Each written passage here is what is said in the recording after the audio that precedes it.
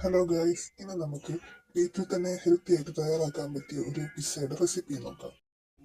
ആദ്യം കുറച്ച് ചിക്കൻ എടുത്തിട്ട് നന്നായിട്ട് വറുത്ത് കോരി മാറ്റണം. ഒരു ഉണങ്ങിയ ബൗൾ എടുത്തിട്ട് അതിലേക്ക് 4 മുട്ട പൊട്ടിച്ചൊഴിച്ച് ആവശ്യത്തിനൊപ്പം കുരുമുളക് ഇട്ട് നന്നായിട്ട് ബീറ്റ് ചെയ്തെടുക്കണം.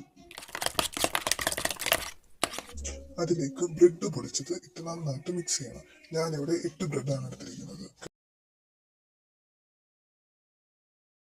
അതിലേക്ക് 3 ടേബിൾ സ്പൂൺ പാൽ കൂടി ഒഴിച്ച് നന്നായിട്ട് മിക്സ് ചെയ്തെടുക്കുക. ഒരു പാനിൽ നെയ്യ് തടവി അതിലേക്ക് ഈ മിക്സ് ഒഴിച്ചിട്ട് 15 മിനിറ്റ് ലോ ഫ്ലെയിമിൽ മൂടി വെച്ച് വേവിക്കണം.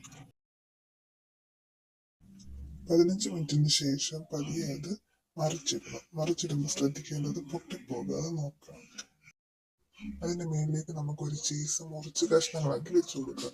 1 മിനിറ്റ് വെയിറ്റ് ചെയ്യുമ്പോൾ തന്നെ നന്നായിട്ട് മെൽറ്റ് ആവുന്ന ടൈമിൽ ഇതുപോലെ സ്പ്രെഡ് ചെയ്ത് കൊടുക്കുക.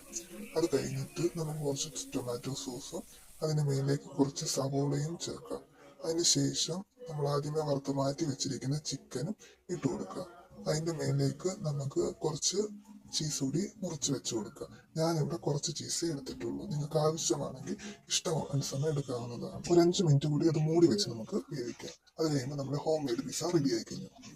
എല്ലാവരും ഉണ്ടാക്കി നോക്കി അഭിപ്രായം പറയണം കേട്ടോ.